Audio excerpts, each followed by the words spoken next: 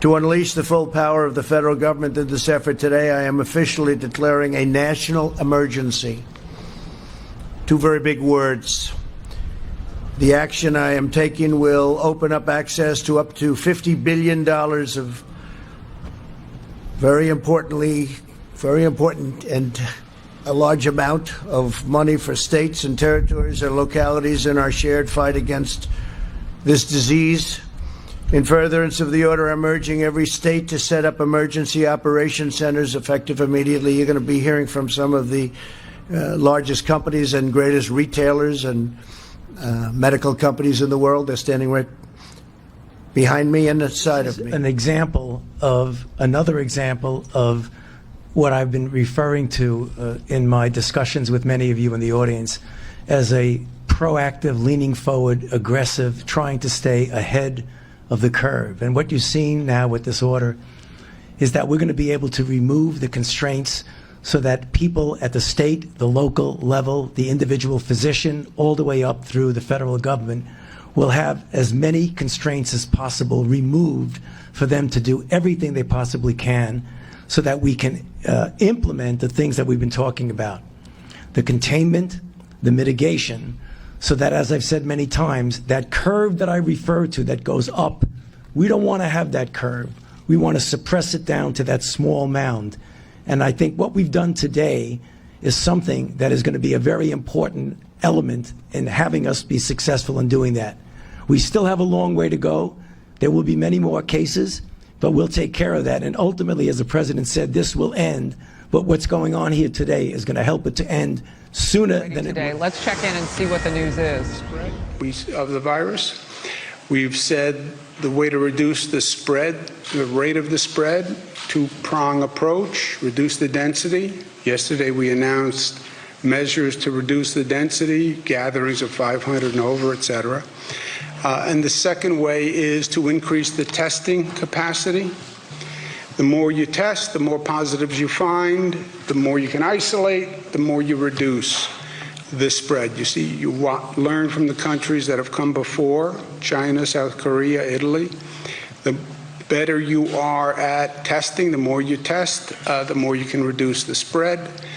I've told you that we've been talking to the federal government about the federal government authorizing states to do testing.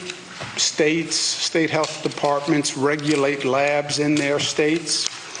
If you go for a test now at a lab that is regulated by the state, we need obviously more testing capacity, and we need it quickly. So I said I spoke to the Vice President about this.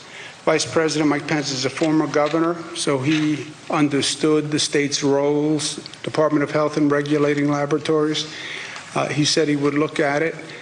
I said I thought it could make a tremendous difference. I spoke with the Vice President today, and I spoke with the President, and they are authorizing New York State to do the testing and allowing our labs to do the test and allowing the state health department to set up the protocol.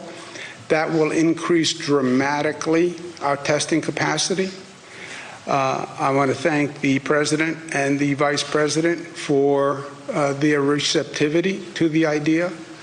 And I want to thank them for their quick turnaround. We have the authorization as of today.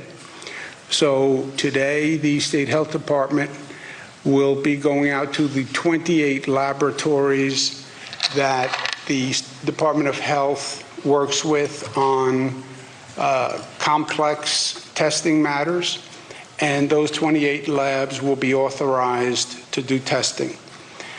So we're down in the boiler room now, turning all the valves. The labs will be coming on. We think next week we'll go up to a capacity of about 6,000 tests per day, which would be a dramatic increase for us. To date, we've done about 3,000 tests, so that is a very, very big difference. And testing is probably the single most important thing that we can be doing now. As I said, that will double. We'll be able to do about in one day all the tests that we have done to date, believe it or not. So again, I want to thank the Vice President and especially the President who facilitated this and moved quickly. A couple of quick items.